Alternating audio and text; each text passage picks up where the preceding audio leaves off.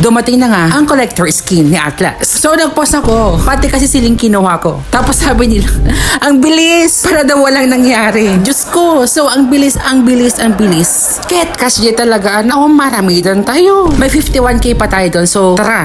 May kuha ako dito pero di ko siya ginamit. Sa second phase, nakuha ko dito yung basic skin ni Popol and Copa. Dito, nakagamit na ako ng 1,000 plus na diamonds at nakuha ko dito yung special skin ni Diggy and converted to Grand Collection token. Ituloy natin na naman yung pangbubudol ni Monton. At dito naman sa fourth phase, nakuha ko ang elite skin ni Grok. Pauna yan, di ba't lang mga shortcut? Ket, ituloy talaga tamat at pa nag-draw tayo dito yung collection event. Sa fifth phase, akala ko naman, tatalo na sa may collect. Diyos ko, ano yun? Para saan ba yan? And sa sixth phase, ito na. Nakuha ko yung hero ni Atlas. And then nag-draw ulit ako. Diyos ko naman, Monton, huwag ka naman gulat.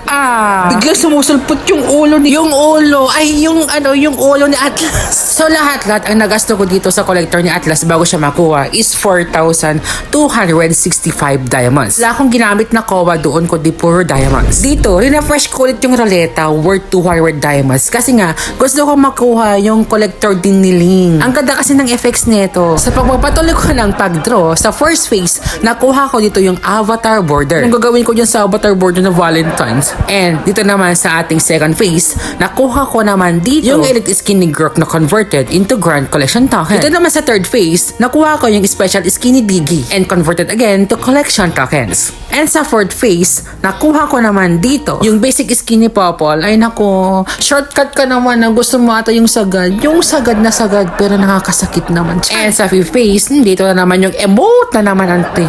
Eto na, yung sa my sixth phase. Ayaw talaga ibigay, besh. Sinagad talaga ako kay Ling bago siya makuha. Ito yung ayaw kong masagad, yung mauubusan ka.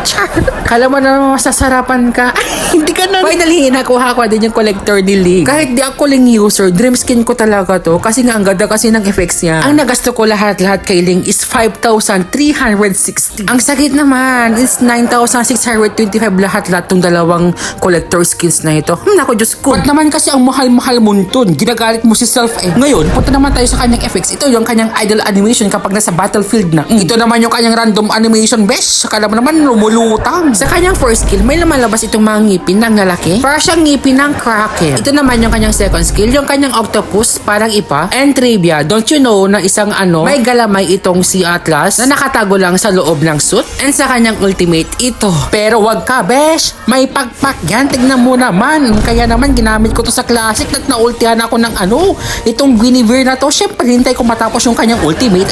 Di nag-ultimate din ako, lumabas yung pakpak ko. Ganun talaga kapag nagpapractice ka dun sa may classic, diba? Spam lang ako ng ultimate yan kahit mag-isa lang. Ganun, basta laki di dati mahuli na kasjay. Tapos ito, nag-flicker ako para makuha ko tong si Mia. Yung ganap, bakit naman biglang tinago ningin sa inyo mga skills namin. Ayan to, kami nabalikan. So mga bebe, ano masasabi nyo sa collector skin ni Atlas?